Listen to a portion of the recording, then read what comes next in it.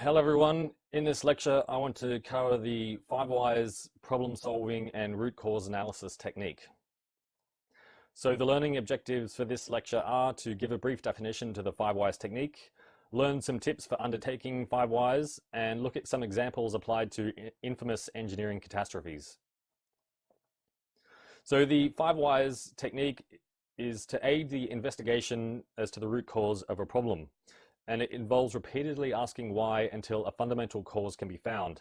Now, the number 5 is only conceptual. The point is to ask why more than once.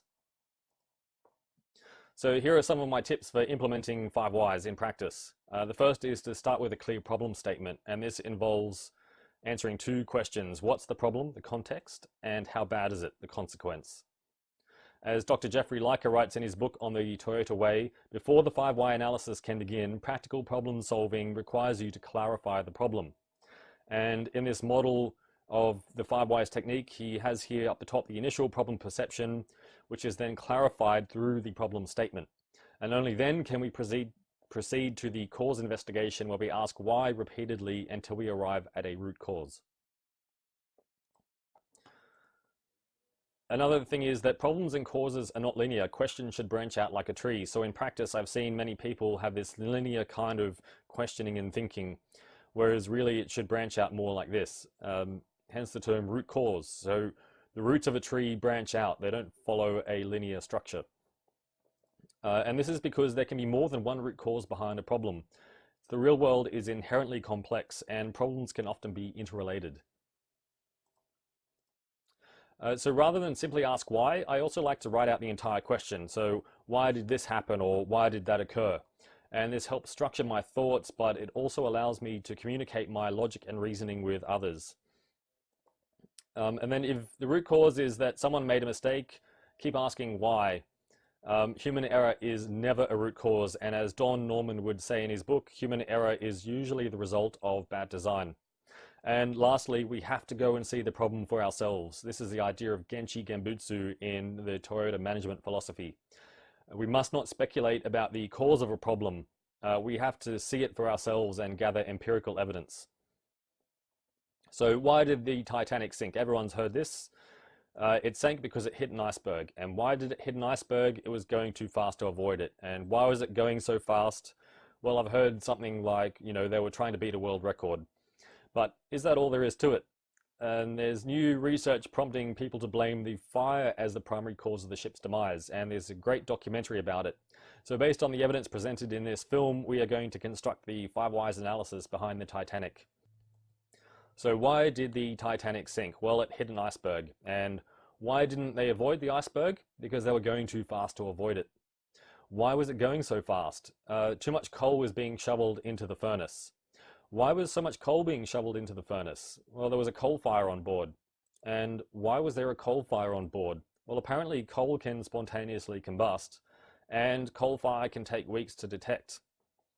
But we could also ask, why did they even set sail with a coal fire on board in the first place? Well, apparently the launch of the Titanic was already delayed by months, and they didn't want to delay it further. We could also ask, why didn't the bulkheads stop the water like they're designed to do? Apparently they were damaged. And why were they damaged? A coal fire weakened the steel. And this leads us again to ask, why was there a coal fire on board? And apparently the bulkhead steel was too brittle. And why was the steel too brittle? Well, because a cheaper grade of steel was used to cut costs. And why were they trying to cut costs? Well, the White Star Company was losing money. So 2 potential goals emerge. We can either find a way to save White Star money, or we can find a way to detect coal fires. And this is a very different problem from finding a way to stop the Titanic sinking. Everyone's familiar with the Space Shuttle Challenger disaster, the tragic accident where the Challenger fell apart and all the crew lost their lives. And there's been a lot of research and investigation into why this happened, but let's see what we can find out with the 5 whys. So why did the Space Shuttle Challenger break apart? Well, gas leaked from the rocket booster and damaged the external fuel tank. And why didn't the O-rings seal the hot gases? Well, the O-rings had erosion damage. And why was there so much erosion? Well, the design allowed gases to leak and damage the O-ring. And why didn't the engineers fix the design? Well, the shuttle launches would have to be delayed, which they didn't want to do. but also the erosion was considered an acceptable risk. Why was it an acceptable risk? Well, there was a secondary O-ring there for added safety. But we could also ask, why weren't the O-rings fixed? Well, the problem was not reported to NASA, and on top of that, it was considered an acceptable risk because there was this secondary O-ring. So they also launched during freezing weather, which hardened the O-rings and weakened the sealing mechanism. So why did they launch in such cold weather? Well, there was no data on the effects of cold weather. And why was there no data? Well, the rocket had never launched in freezing temperatures before, and the rocket wasn't designed to launch in such freezing temperatures. And also there was pressures to launch due to previous delays. And why were there delays? Well, bad weather had delayed launches of the Challenger in the past, but also previous rocket launches had fallen behind schedule, pushing back the Challenger. And also, management at NASA were not convinced of the risk of launching in freezing temperatures. And why were they not convinced? Well, Edward Tufte makes a very convincing argument that the evidence presented by the engineers to NASA was poor. So we have two emerging themes here: lack of or poor communication, and delays leading to pressure to launch.